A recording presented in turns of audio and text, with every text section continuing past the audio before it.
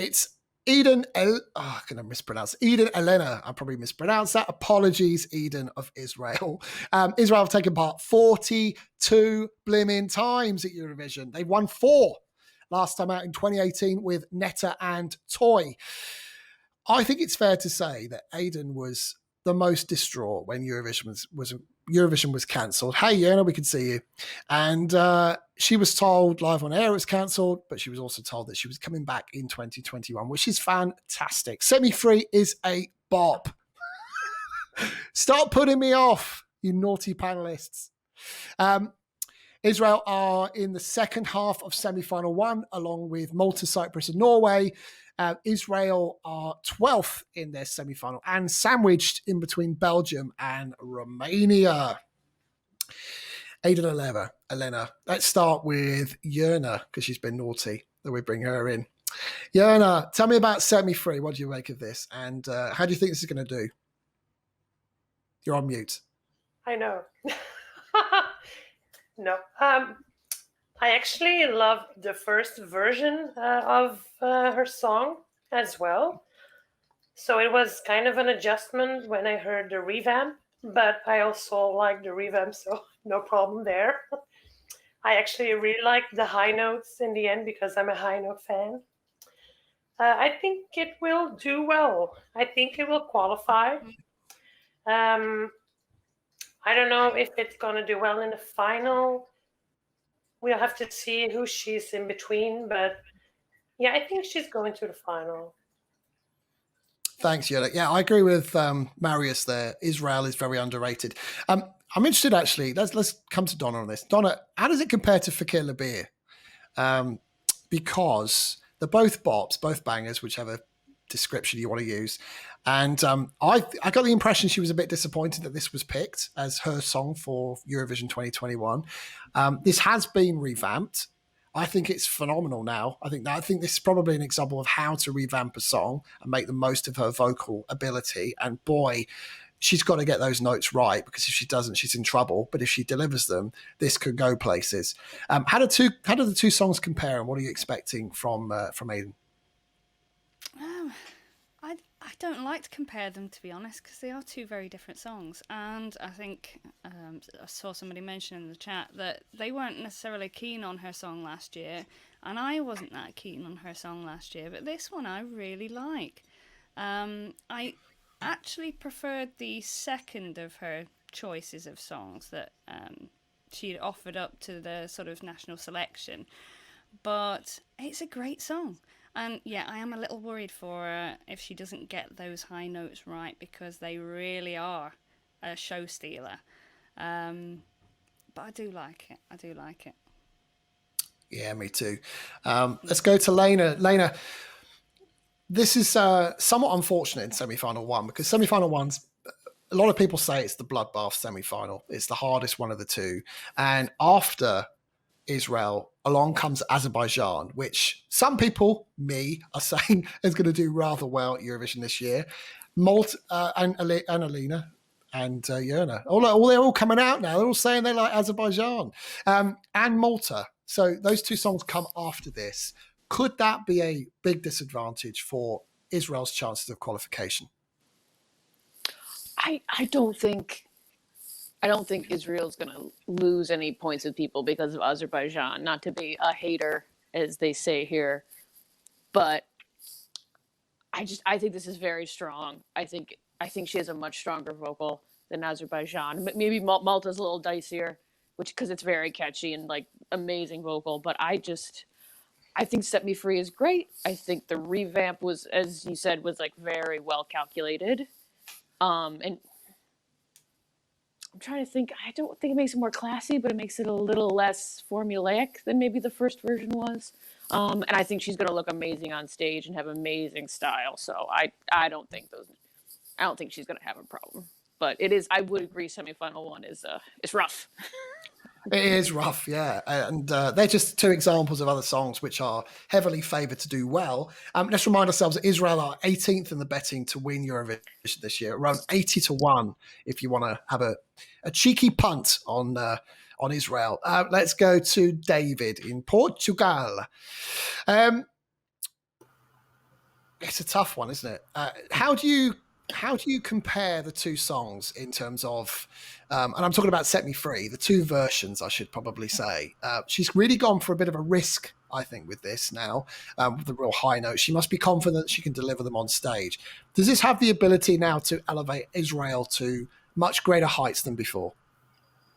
I know I'm not very sure about Israel this year. I love the original version better than the revamp because I think I love the hero part. I don't know if it's removed or not. I really like the original version. Revamp is a little bit downgraded, but yeah, compared to last year's song were one of my favorites. It was ethnic pop, the mix of different language. But this year's, I'm not very keen on this year's. I know Alene is a great singer, but this song is this too generic, Bob? I know it is gonna have to Azerbaijan, but Azerbaijan will be more focused on choreography. I see this qualifying. Maybe this can qualify, but in the final, I don't know. I don't know if she can do past top 20, but we'll see. We'll see. Thanks, David. Let's talk about the staging because I don't want to be too controversial here. Bullshit, I'm going to be. But when I watched the music video, you get a really good feel for how choreography is going to be performed on stage in Eurovision World, Eurovision Land. There's not a lot of movement from Eden. There's a lot of movement around Eden. But I wonder how that choreography is going to work. She doesn't come across to me as the most comfortable dancer. She's a phenomenal singer, but I'm interested to know what the panel think about her staging. I'm going to come to Steve first for your opinion on this. How would you stage this, Steve? Oh God, I wouldn't have a bloody clue, to be honest. You're well asking the wrong person here. I think in last year's song, which I thought was a lot better, to be honest. I still like this one, but I felt she was comfortable enough doing a little bit of a bop on stage. But so I don't think she's going to have two left feet or anything like that.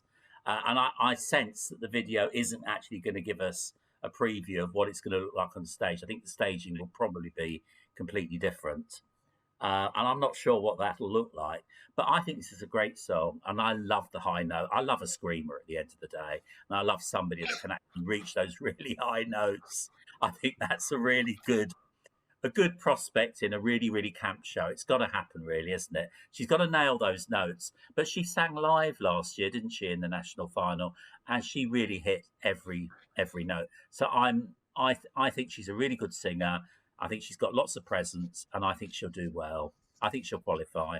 It is a bloodbath, that semi-final, but I think she'll stand out. Yeah, I don't think there's any danger of her not connecting on the notes. I just think it's just how this is staged. I wonder whether this gives us any clues. Lightbox dancing around, perhaps. I don't know. It's just interesting when you start to think about how it might be staged. It could be quite creative on stage in Rotterdam, actually. Sean's nodding his head, which means I can go to Sean next. That's a sign of acceptance, Sean. It is. I kind of agree. I was going to refer back to the first video for the original song release before the revamp, with all the sort of LED strip lights, and maybe they could stage it something along those lines. There's no doubt she can sing. There's no doubt she can dance. I wasn't keen on last year's song Feka Libby or whatever. I don't know if I pronounced that right or very wrongly. I think you just swore, Sean. But sorry about that. Whatevs. I thought it sounded like a junior Eurovision song, really, last year. I wasn't keen at all, but I loved this one. I really do love it, even more so since the revamp. Although they've got rid of quite a few double claps. I do like a good double clap. So there's still a few in there, but not as many as before. But yeah, I really, really like it. I think it'll qualify. I think it'll stand out because it's right after the yawn fest that's Hooverphonic. Sorry. But sorry, just my opinion. That's what we're here for. But she can sing and she can dance, and she needs some Lego on the stage to stand on so she can hit those high notes. And when she does hit those high notes, I think we'd all better be drinking out of plastic glasses, don't we? Really, because otherwise they're all going to go shattered. It's such a high note. I don't know how she can do it, but she obviously feels that she can, and she's confident to do so. She can sing, she can dance. I think she'll qualify.